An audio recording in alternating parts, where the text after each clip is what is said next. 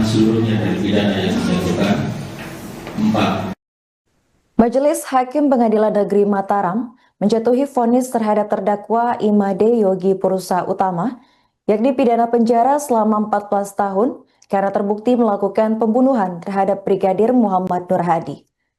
Vonis itu dibacakan oleh Ketua Majelis Hakim Pengadilan Negeri Mataram, yakni Lalu Mohsandi Iramaya pada Senin 9 Maret. Ia menjelaskan bahwa berdasarkan fakta-fakta persidangan, Yogi terbukti melakukan pembunuhan terhadap Brigadir Nur Hadi di kolam Villa Tekek, Gili Trawangan. Untuk informasi selengkapnya akan dilaporkan langsung oleh jurnalis Tribun Lombok, yakni rekan Robi Firmansyah. Baik rekan Robi, bisa disampaikan update informasi terkait kasus pembunuhan Brigadir Nur Hadi ini. Apa benar terdakwa divonis penjara 14 tahun dan 8 tahun?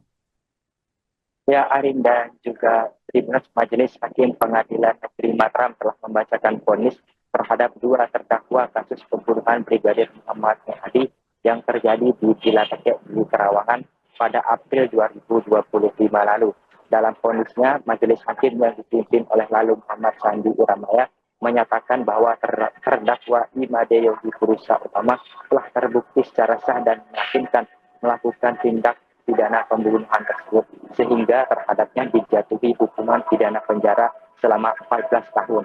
Selain pidana penjara selama 14 tahun, terhadap Yogi juga sudah dibebankan hukuman tambahan berupa pembayaran restitusi sebesar 385 juta rupiah kepada ahli waris atau istri daripada Brigadir Muhammad Nur Hadi dengan ketentuan uang restitusi tersebut dibayar maksimal 30 hari setelah vonis dibacakan.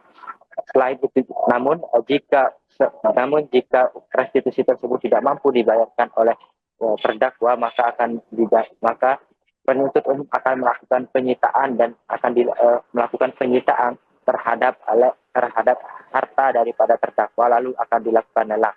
Namun jika harta tersebut tidak juga mencukupi untuk melakukan pembayaran denda restitusi tersebut, maka akan diganti dengan pidana penjara selama 2 tahun. Selain terdakwa Imade Yogi Purusa Utama juga, Majelis Hakim menjatuhi hukuman terhadap Igede Aris Chandra dengan pidana penjara selama 8 tahun penjara, dan selain itu juga Majelis Hakim membebankan hukuman tambahan berupa pembayaran restitusi sebesar 385 juta rupiah. Pembayaran restitusi terhadap oleh dua terdakwa ini berdasarkan perhitungan dari Lembaga Perlindungan Saksi dan Korban terhadap restitusi atau uang ganti rugi yang harus dibayarkan oleh dua terdakwa ini. Arin dan juga Tribun. Baik, rekan Robi, bisa dijelaskan pasal berapa yang dikenakan Majelis Hakim terhadap terdakwa ini?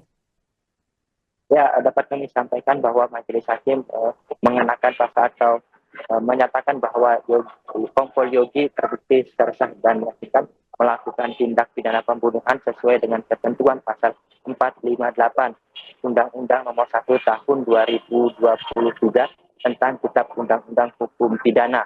Selain pasal tersebut juga terhadap Yogi dikenakan sanksi terbukti melakukan pelanggaran terhadap pasal 221 tentang perintangan pembuktian dan juga atau penghilangan barang bukti atau obstruction of justice dalam kasus ini. Sehingga itulah alasan kenapa Majelis Hakim menjatuhi hukuman pidana selama 14 tahun tersebut juga. Begitupun dengan Igede Aris Chandra yang terbukti secara sah dan meyakinkan berdasarkan fakta persidangan melakukan tindak pidana penganiayaan berat sesuai dengan ketentuan pasal 468 ayat 1 Undang-Undang Nomor 1 Tahun 2023 tentang Kitab Undang-Undang Hukum Pidana, dan juga terbukti melanggar pasal 221 ayat 1 terkait dengan obstruction of justice dalam kasus ini.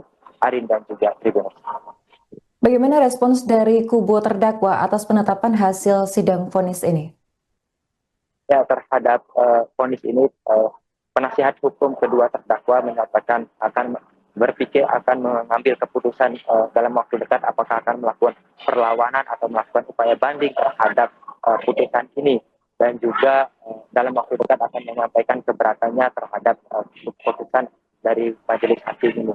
Namun dari informasi yang kami terima pada saat ini belum diputuskan apakah akan melakukan upaya banding atau tidak, karena tadi disampaikan oleh para penasihat hukum bahwa mereka masih berpikir terlebih dahulu terkait langkah-langkah hukum yang akan disampaikan Arin dan juga Tribuners.